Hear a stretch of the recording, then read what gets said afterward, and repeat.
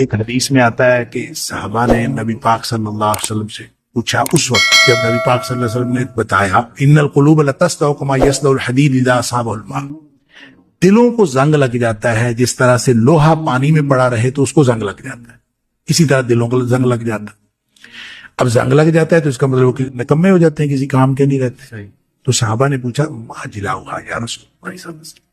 اس کو ٹھیک کرنے کا، اس کو صاف ستھرا کرنے کا کوئی طریقہ ہے؟ آپ نے فرمایا کثرت ذکر الموت و تلاوت القرآن،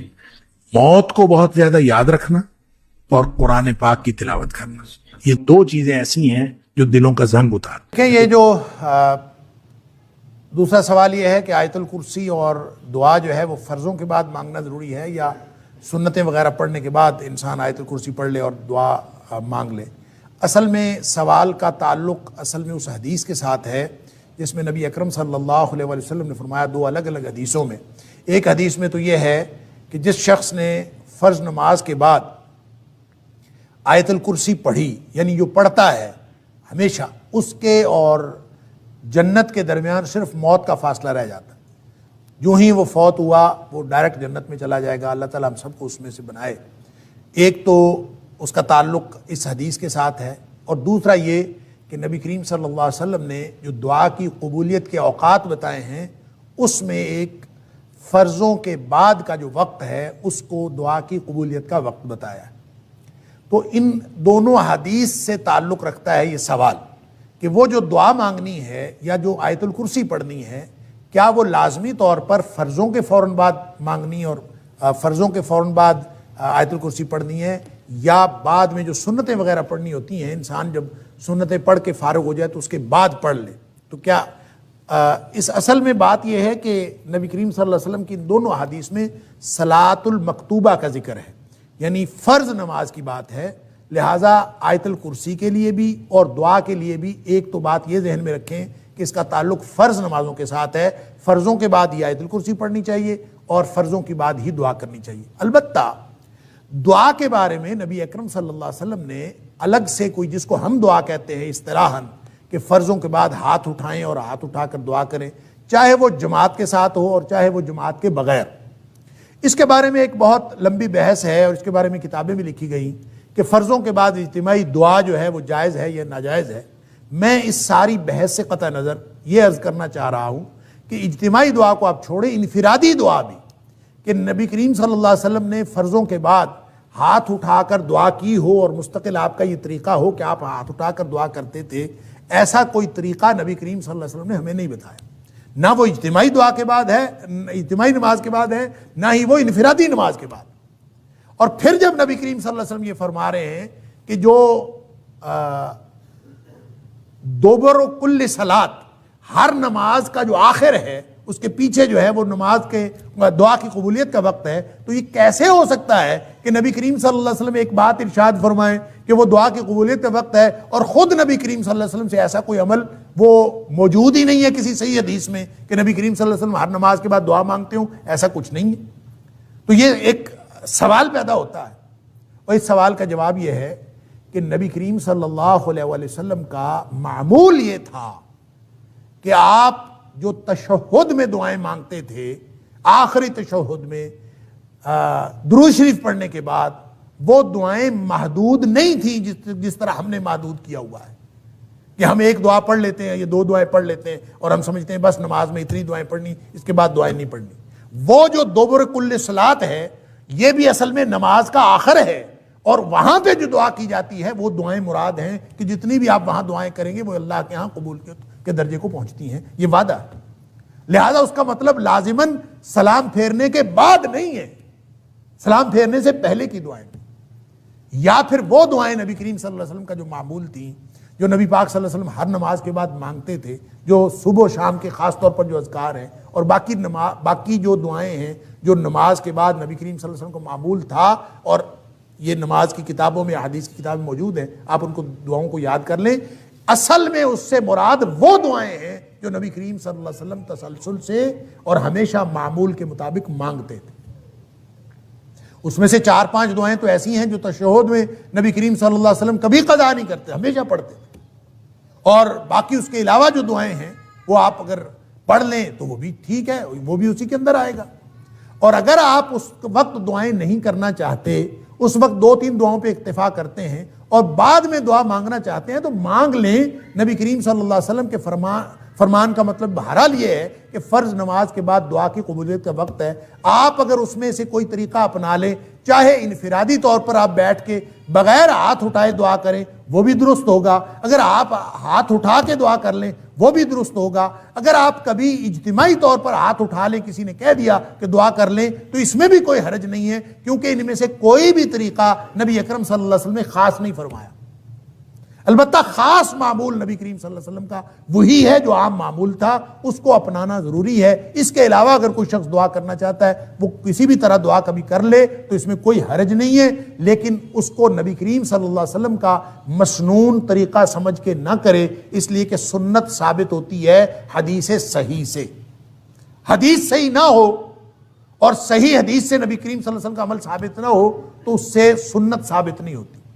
لہٰذا جو ہماری بہن نے سوال کیا ہے اس کا جواب یہ ہے کہ جو دعا مانگنی ہے وہ چاہے آپ تشہد میں مانگیں سلام پھیرنے سے پہلے، چاہے اس کے بعد مانگیں، اور چاہے آپ ہاتھ اٹھا کے مانگیں، چاہے ہاتھ اٹھائے بغیر مانگیں، لیکن بہرحال یہ جو دعا کی قبولیت کا وقت ہے یا آیت الکرسی پڑھنے کا وقت ہے یہ فرضوں کے بعد کا ہے، جو قبولیت کا وقت بتایا گیا ہے یہ سنتوں کے بعد کا نہیں ہے۔ بہرحال دعا تو کسی بھی وقت مانگی جا سکتی ہے۔ اللہ تعالی ہم سب کو درست طرز عمل کی توفیق عطا فرمائے۔ واللہ اعلم بالصواب۔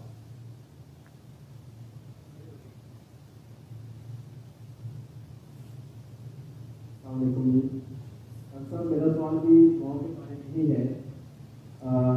سنت میں کہا جاتا ہے کہ سجدے میں انسان جو ہے وہ اللہ تعالیٰ کے سب سے زیادہ قریب ہوتا ہے، اور اگر ہم کیا نماز کے دوران ہم سجدے میں دعا مانگ سکتے ہیں، یا جو مضمون دعائیں عربی میں ہمیں سمجھائی گئی ہیں یا سکھائی گئی ہیں کیا ہم وہ مانگ سکتے ہیں یا نہیں مانگ سکتے؟ جزاک اللہ۔ دیکھیں بہت اچھا سوال ہے کہ سجدے میں نبی اکرم صلی اللہ علیہ وسلم نے فرمایا کہ اقرب ما یکون العبد من ربہ وہو ساجد، کہ انسان جب سجدے کی حالت میں ہوتا ہے تو اللہ کے سب سے زیادہ قریب قربت کی حالت میں ہوتا ہے۔ فَأَكْثِرُوا فِيهِ الدُّعَاء، نبی کریم صلی اللہ علیہ وسلم کا فرمان ہے کہ اس وقت دعائیں کیا کرو۔ اب اس کا مطلب کیا ہے، کون کون سی دعائیں کرنی ہیں؟ کیا انسان ان سجدے کی مسنون دعاؤں کے علاوہ جو نبی کریم صلی اللہ علیہ وسلم سے ثابت ہیں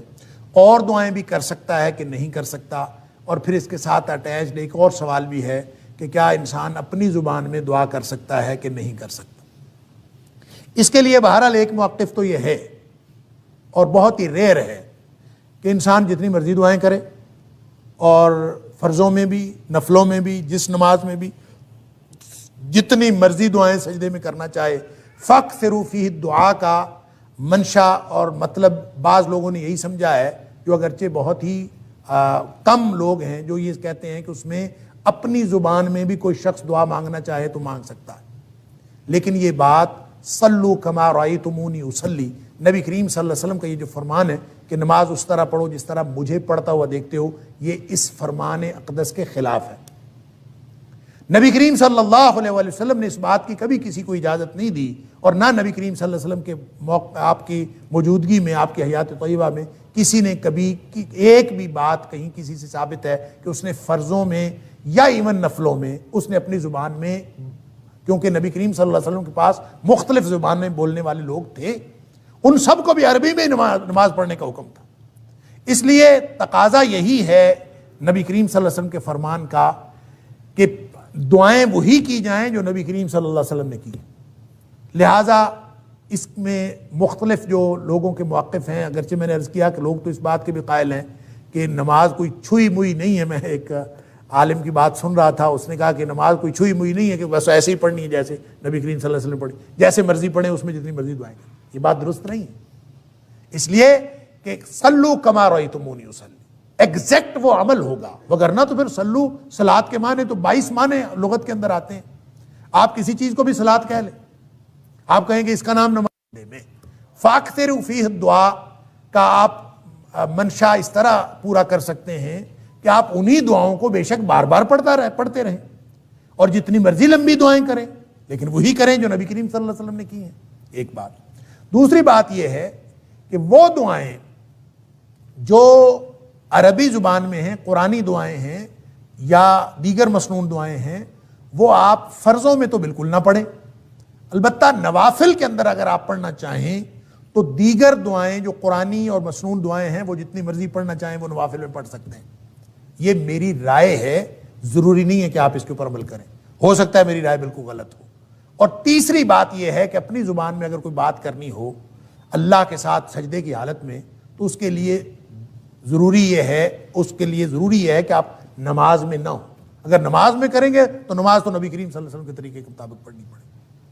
اگر آپ نے اپنی زبان میں اللہ سے باتیں کرنی ہے سجدے کی حالت میں تو ویسے سجدے میں چلے جائیں.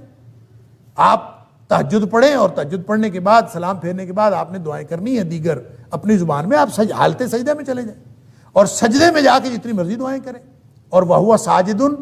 وہ آپ اس کیفیت میں ہیں، سجدے کی حالت میں ہیں اور اللہ سے اس کیفیت میں یہ اسی طرح سے ہے جیسے ہاتھ اٹھا کے اللہ کے رسول صلی اللہ علیہ وسلم فرمایا کہ جو شخص ہاتھ اٹھا کے دعا کرتا ہے اللہ تعالیٰ فرماتے ہیں کہ مجھے شرمندگی محسوس ہوتی ہے کہ میں اس کو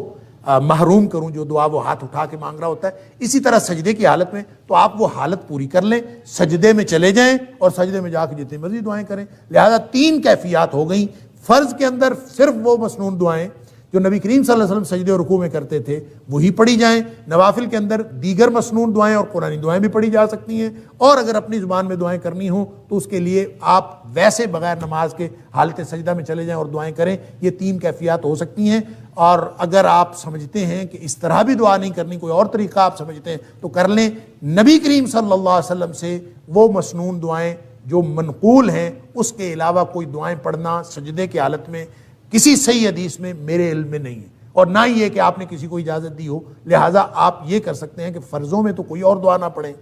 نفلوں میں دیگر دعائیں مسنون پڑھ سکتے ہیں اور بغیر نوافل، بغیر فرائض کے، بغیر نماز کے ویسے سجدے میں جا کے اپنی زبان میں کر سکتے ہیں. نماز میں اپنی زبان میں نہیں پڑھ سکتے. واللہ اعلم بالصواب.